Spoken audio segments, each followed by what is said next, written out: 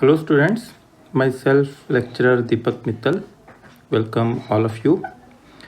बेटा इस लेक्चर में अपन डिस्कस करने जा रहे हैं जो आज ही वैकेंसीज अनाउंस हुई हैं लेक्चरर की, स्पेशली मैथमेटिक्स लेक्चरर। तो उसमें क्या एलिजिबिलिटी है, क्या सिलेबस आएगा, एग्ज़ाम का पैटर्न क्या होगा, तो ये सारा कुछ अपन इस लेक्चर में आराम से डिस्कस करेंगे। तो स्टार्ट करते हैं।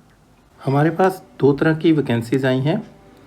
एक तो है जो बैकलॉग की वैकेंसीज़ हैं और एक है जो टोटल वैकेंसीज़ हैं ओपन जनरल। तो इसमें टोटल 28 वैकेंसीज़ आई हैं मैथमेटिक्स की, ठीक है। तो इनके लिए जो ऑनलाइन एप्लीकेशन स्टार्ट होगी वो होंगी 5 अप्रैल 2021 और लास्ट डेट जो है वो है 26 अप्रैल 2021। और जनरल कैटेगरी के लिए इसमें है 10 वैकेंसीज, ठीक है। और 3 उसमें से, क्योंकि अब वुमेन के लिए स्पेशल 33% रिजर्वेशन है, तो 3 अलग से उसके लिए निकाली हुई है। बाकी सारी कैटेगरी वाइज यहाँ पर सारा डिस्ट्रीब्यूशन दे रखा है, ठीक है। तो ये जो एक्स सर्विसमैन में है, अगर ये भी अगर नहीं फिल हो पाती तो बाद में वो जनरल में कन्वर्ट हो जाती हैं, जैसे अभी मास्टर कैडर में हुई हैं, ठीक है। तो सबसे बड़ी बात एलिजिबिलिटी की।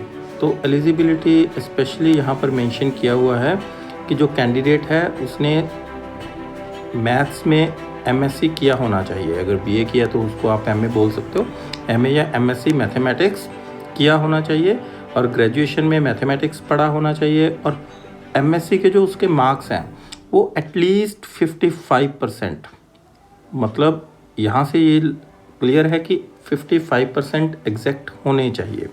अगर उससे कम है मीन्स वो कैंडिडेट एलिजिबल नहीं है। और जो बीएड है, बीएड में जो टीचिंग सब्जेक्ट है, तो मैथमेटिक्स उसमें भी, बीएड में भी one of the teaching subject, जो 2 टीचिंग सब्जेक्ट होते हैं उनमें से एक टीचिंग सब्जेक्ट मैथमेटिक्स होना चाहिए। और सबसे इम्पॉर्टेंट जो इलेक्शन का जो प्रोसीजर है, ठीक है, तो वो क्या है कि एक पेपर होगा आपका 150 मार्क्स का। जो इससे पहले 2016 में लेक्चरर कैडर हुआ था उसमें 2 पेपर हुए थे।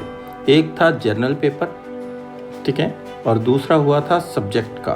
तो इस बार सिर्फ एक ही पेपर होगा, ठीक है। इन्हां असामियां दी भर्ती करन संबंधी स्टेट पद्धर ते 150 अंकों का लिखिती टेस्ट लिया जाएगा। तो इट मीन्स यहाँ से ये बात अंडरस्टूड है कि ये जो 150 मार्क्स का आपका पेपर होगा तो ये सिर्फ और सिर्फ आपके सब्जेक्ट का पेपर होगा, ठीक है। मैथ्स वालों का ओनली मैथ्स का आएगा। उसका क्या सिलेबस है वो भी हम इस वीडियो में डिस्कस करेंगे, और इवन जो प्रीवियस पेपर है जो पहले हो चुका उसका भी लिंक आपको डिस्क्रिप्शन में दे देंगे, ठीक है। तो क्योंकि हमारा जो पेपर होता है उसमें ये सारी जो आपकी सिर्फ इसी पेपर के बेस्ड आपकी मेरिट बनेगी, जो इस पेपर में आपके मार्क्स आएंगे, और कुछ नहीं ऐड ऑन होगा, ठीक है, किसी तरह के कोई भी मार्क्स। बट क्योंकि इस पेपर में क्या है कि नेगेटिव मार्किंग नहीं होती, तो बहुत सारे कैंडिडेट्स के मार्क्स सेम आ जाते हैं। जैसे अभी हमने मास्टर कैडर में देखा है, तो एक मार्क्स पे कितने कितने कैंडिडेट्स बैठे हैं। तो उनको कैसे सीरियल ऑर्डर में किया गया है, एज वाइज, ठीक है। बट यहाँ पर ये बताया गया है कि अगर एक से ज़्यादा कैंडिडेट्स हैं और उनके सेम मार्क्स आ जाते हैं, तो जिस कैंडिडेट की उम्र ज़्यादा होगी उसको पहले रखा जाएगा। और अगर 2 कैंडिडेट हैं उनके मार्क्स भी सेम है और उनकी एज भी सेम है, तो क्योंकि एमएससी सबके लिए कंपलसरी है, तो जिसने एमएससी में ज़्यादा मार्क्स होंगे, ओनली एमएससी के मार्क्स जिसके ज़्यादा होंगे, तो उसको पहले नंबर पे रखा जाएगा दोनों में से, ठीक है। तो बाकी तो जो एज है वो वही 18 से 37 2021 तक 37 एज होनी चाहिए, ठीक है। और बाकी जो है कि अगर आप किसी जॉब में हो या SC/ST कैटेगरी को बिलोंग करते हो, BC कैटेगरी को, तो 5 इयर्स की जो एज रिलैक्सेशन है, या जो पर्सन इन सर्विस हैं, जॉब में है, मास्टर कैडर में ऑलरेडी सर्विस कर रहे हैं, तो उनको 45 ईयर्स तक की एज तक वो ये फॉर्म फिल कर सकते हैं। जो हैंडीकैप्ड हैं उनको 10 ईयर्स की एक्स्ट्रा रिलैक्सेशन है। जो हमारे पास विडोज़ हैं, डिवोर्सी हैं, तो उनको भी 42 ईयर्स तक के वो पीपल फॉर्म फिल कर सकते हैं। और जो फीस है वो जनरल जो अनरिजर्व्ड है उसके लिए 1000 है, और जो रिजर्व्ड कैटेगरी के लिए है उसके लिए 500 है, और जो एक्स सर्विसमैन है, सेल्फ डिपेंडेंट नहीं, सेल्फ, उनके लिए कोई फीस नहीं है। बाकी सारी जो कॉमन रूल्स हैं वो सारे सेम हैं जो आपने अभी मास्टर कैडर में पढ़े हैं। सारे रूल्स ऑलमोस्ट सेम हैं, उनमें कोई ज़्यादा चेंजेस नहीं है। तो सबसे बड़ी जो बात है हमें पता वो यही है कि आपके पेपर इस बार एक होना है पेपर, ठीक है, और 100% ही हम बोल सकते हैं, 99% आप बोलो कि वो ओनली आपका मैथ्स का ही पेपर होगा, ठीक है, दूसरा नहीं होगा। और अभी तक यहाँ पर इसमें ये मेंशन नहीं किया गया जो एजुकेशनल क्वालिफिकेशंस हैं कि PS टेट कंपलसरी है या नहीं है, ठीक है। तो मे बी सिर्फ यहाँ पर MSc की डिमांड किया है, इट मीन्स तो अभी तक के जो एडवर्टाइजमेंट है उसको देख के हम कह सकते हैं कि जिन लोगों का PS टेट पास नहीं है तो वो भी फॉर्म को फिल कर सकते हैं। और एक बहुत इम्पॉर्टेंट बात और है, बहुत से स्टूडेंट्स ये पूछते हैं, तो यहाँ पर ये ज़रूरी नोट दे रखा है, बहुत ही इम्पॉर्टेंट है कि उम्मीदवारा दी विद्यक प्रोफैशनल योग्यतावां सर्टिफिकेट अप्लाई करन दी आखिरी मिति दे जां पहलां दे बने होन। मीन्स जो बच्चे अभी B.Ed 4th सेमेस्टर में हैं या B.Ed MSc 4th सेमेस्टर में हैं, ठीक है, 3rd 4th सेमेस्टर कर रहे हैं, तो अगर फॉर्म फिल करने की लास्ट डेट से पहले उनका रिज़ल्ट नहीं आता तो इस नोट के अकॉर्डिंग वो लोग एलिजिबल नहीं हैं। मीन्स आपकी जो भी क्वालिफ़िकेशन है वो फॉर्म फिल करने की जो लास्ट डेट है उससे पहले वो क्वालिफ़िकेशन आपकी कंप्लीट होनी चाहिए। अब स्टूडेंट्स दूसरा हमारे पास आई हुई हैं बैकलॉग की वैकेंसीज, ठीक है, जो पहले पेंडिंग रह गई थी वैकेंसीज, तो ये 36 वैकेंसीज़ हैं, ठीक है। तो इसमें भी अगर हम देखें तो ये जर्नल जो हैं 5 और ये वाली स्पोर्ट्स कैटेगरी की हैं 5, तो अगर ये बच जाती है, हालांकि एक्स सर्विसमैन के लिए बहुत ही अच्छा चांस है, वैकेंसीज़ हैं 5 इधर भी हैं 2 उधर भी हैं, तो मतलब कैंडिडेट्स कम होते हैं, बट अगर ये वैकेंसीज बच जाएंगी तो ये फिर ओपन में कन्वर्ट हो जाती हैं नॉर्मली, ठीक है। बाकी इसमें कुछ भी डिफरेंस नहीं है, सारा प्रोसीजर सेम है, वही 55% मार्क्स हैं, सारा कुछ टोटल सेम है कंडीशंस। अब हम बात करें सिलेबस के, लेक्चरर कैडर में सिलेबस क्या होगा, ठीक है। तो ये इस बार अभी सिलेबस कोई अपलोड हुआ नहीं है, ये 2016 में जो पेपर हुआ था लेक्चरर कैडर का, ये उसका सिलेबस है, ठीक है। तो इसमें क्या है, for the post of lecturer difficulty level of the questions will be of post graduation level. Means आपको MSc लेवल के क्वेश्चंस आएंगे जो कि हम बोलते हैं कि नेट के पेपर के इक्विवेलेंट चला जाता है ये पेपर, ठीक है। तो जो सिलेबस है वो हमने पहले भी एक वीडियो में डिटेल में डिस्कस किया हुआ है। बाकी अगर आप देखोगे तो ऑलमोस्ट जो सिलेबस है इसमें मास्टर कैडर का सारा सिलेबस इंक्लूडेड है। जैसे ये टॉपिक है एनालिटिक्स एलिमेंट्री सेट थ्योरी, ये टोटल सेम सारा मास्टर कैडर का है। सीक्वेंस एंड सीरीज़, ये भी सारा मास्टर कैडर का सिलेबस है। Binomial theorem, continuity, differentiability, applications of derivatives, limits and derivatives, ये कंप्लीट सेम है सिलेबस मास्टर कैडर का सिलेबस, ठीक है। एप्लीकेशंस ऑफ द इंटेग्रल्स, ये भी सारा आपका सेम है। बट यहाँ से आप देखोगे तो ये देखो metric space, compactness, connectedness, non linear space, space of continuous functions as examples, तो ये मास्टर कैडर का सिलेबस नहीं है, ये स्पेशली लेक्चरर कैडर में ही मीट्रिक स्पेस का क्वेश्चन आता है, मास्टर कैडर में नहीं आता। बाकी ये लीनियर अलजेब्रा सारा सेम है, लीनियर इनइक्वालिटी सारा सेम है हमारे पास, मैट्रिसेस, डिटर्मिनेंट्स भी सेम है। बट ये वाला जो पोर्शन है यहाँ से लेके ये वाला, क्योंकि उसमें आपको सिर्फ रैंक एंड आइगन वैल्यूज तक आता है, बट इसमें आपको matrix representation of linear transformation, change of basis, canonical form, diagonal forms, ये सारा जो टॉपिक है, Jordan forms, inner product spaces, ये ओनली स्पेशली लेक्चरर के लिए है ये सिलेबस। ऐसे स्ट्रेट लाइन सारा मास्टर कैडर का सिलेबस है, ठीक है। और कॉनिक सेक्शन भी सारा मास्टर कैडर का है, 3 डायमेंशनल हो गया, कॉम्प्लेक्स नंबर्स हो गया, ट्रिग्नोमेट्री हो गया। तो यहाँ तक तो ट्रिग्नोमेट्री मास्टर कैडर का सिलेबस है, बट ये वाला जो पोर्शन है ये स्पेशली लेक्चरर का सिलेबस है सारा। ये कॉम्प्लेक्स एनालिसिस है, पूरा एक आपको अलग से सब्जेक्ट होता है एमएससी में, कॉम्प्लेक्स एनालिसिस। तो ये सारा कॉम्प्लेक्स एनालिसिस है, ठीक है। ये अलजेब्रा सारा आपका सेम है जो मास्टर कैडर में आपने पढ़ा है, ठीक है। तो ऑलमोस्ट यहाँ तक तो ये सारा सेम है, बट ये जो थोड़ा पोर्शन है आपके पास, field extension, Galois theory, dense set, subspace, product topology, separation axioms, तो ये स्पेशली है जो लेक्चरर के लिए आपको पढ़ना पड़ेगा, जो मास्टर कैडर में नहीं है।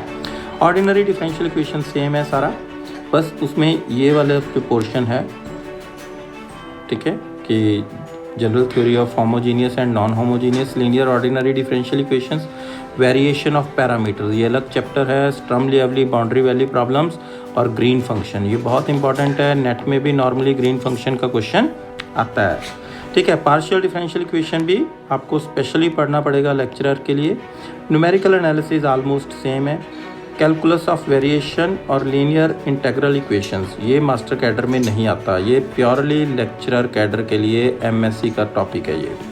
उसके बाद ये भी सारा क्लासिकल मैकेनिक्स है, ठीक है। क्लासिकल मैकेनिक्स सारा प्योरली आपको स्पेशली पढ़ना पड़ेगा लेक्चरर कैडर के लिए।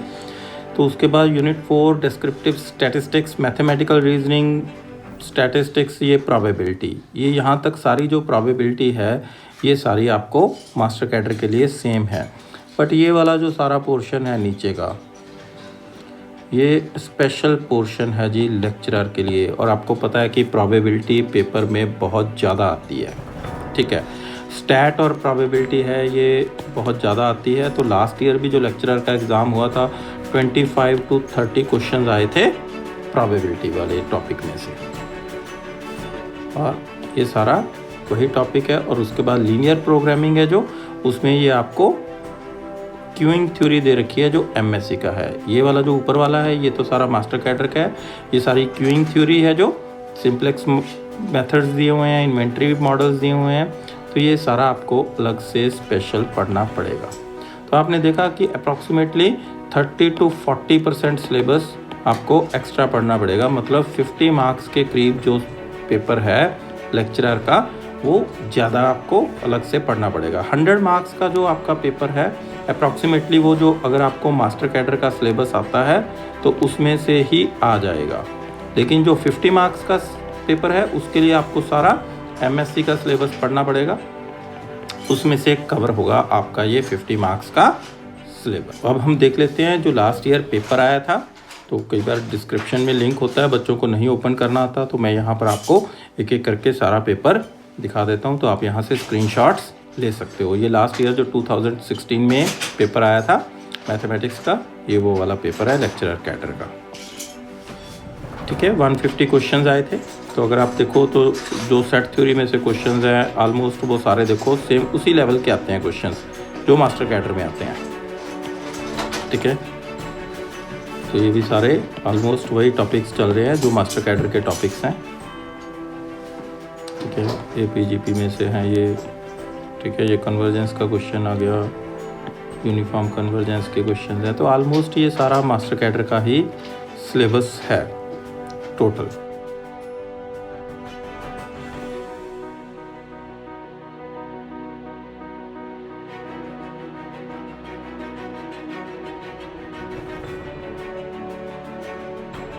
ये सारे मास्टर कैडर वाले ही टॉपिक्स चल रहे हैं। जैसे अभी ये देखो ये रीमन का क्वेश्चन आ गया, तो रीमन नहीं है मास्टर कैडर के सिलेबस में, बीटा गामा फंक्शन नहीं है उसके सिलेबस में, ठीक है। तो ये सारा ये लेबेग थ्योरी में से आ गया क्वेश्चन। ये सारे पर्टिकुलरली लेक्चरर कैडर के लिए आपको अलग से पढ़ने पड़ेंगे, ठीक है। ये तो मास्टर कैडर के सिलेबस का ही है। ये मीट्रिक स्पेस में से आ गया, ये नॉर्म स्पेस में से आ गया, ये वेक्टर्स में से है। तो अब ये पोर्शन है, काफ़ी पोर्शन तो आपका क्या है उसी में से पेपर आता है, लेकिन जैसे आपको बताया कि अप्रॉक्सीमेटली 50 के करीब 40-50 के करीब आपको क्वेश्चंस पढ़ेंगे जो कि आपको स्पेशल मास्टर कैडर से डिफरेंट आएंगे सिलेबस में। तो ये आप सारे स्क्रीनशॉट ले सकते हो। ये कॉम्प्लेक्स एनालिसिस से आ गया क्वेश्चन, ठीक है। ये भी कॉम्प्लेक्स इंटीग्रेशन से आ गया क्वेश्चन, रेजिड्यूज का क्वेश्चन आ गया।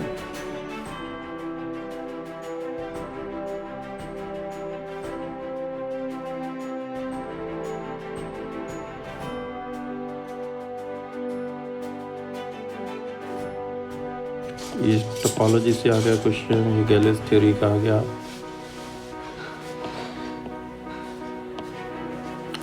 ये भी T3 स्पेस टोपोलॉजी से आ गया क्वेश्चन आपको।